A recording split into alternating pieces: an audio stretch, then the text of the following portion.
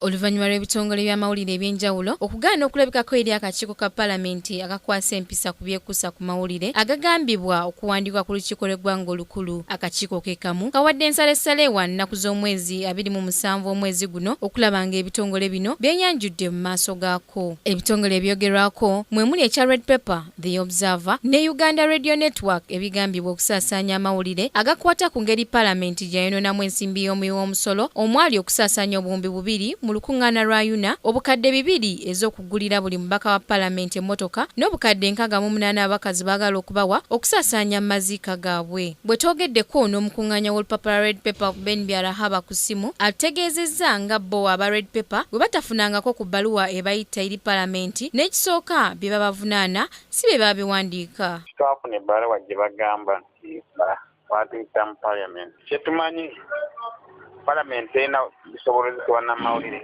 N'amawulire ge bakootinga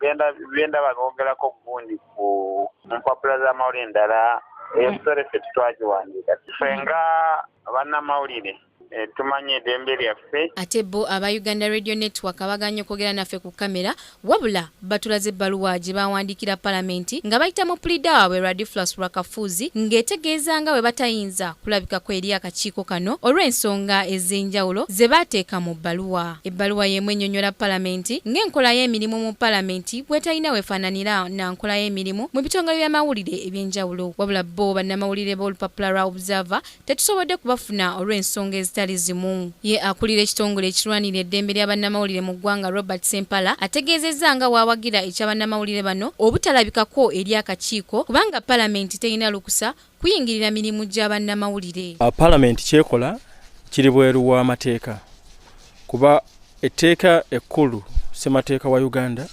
alikkirira ku mulimu gw'amawulire nenge gye gulina okulamulwamu.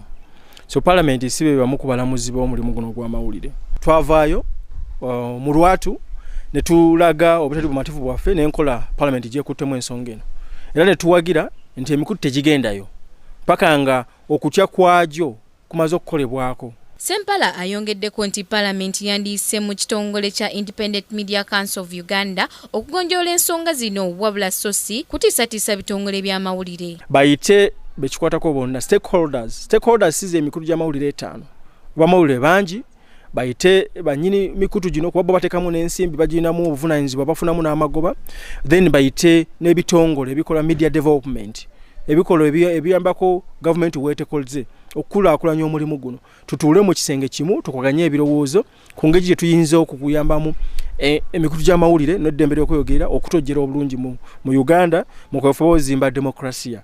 They are trying to be as fair as possible to the editors by again giving them another chance to appear in case there are other reasons. But if they don't appear at all, the committee will put that in their report. The decision what will happen will be taken by the House because they are doing this report on behalf of the House. The binding decisions will be taken by the House. Kwa Kingdom TV, Samla Hanifa ne Sewanyana Peter amalindirire. This is Kingdom TV.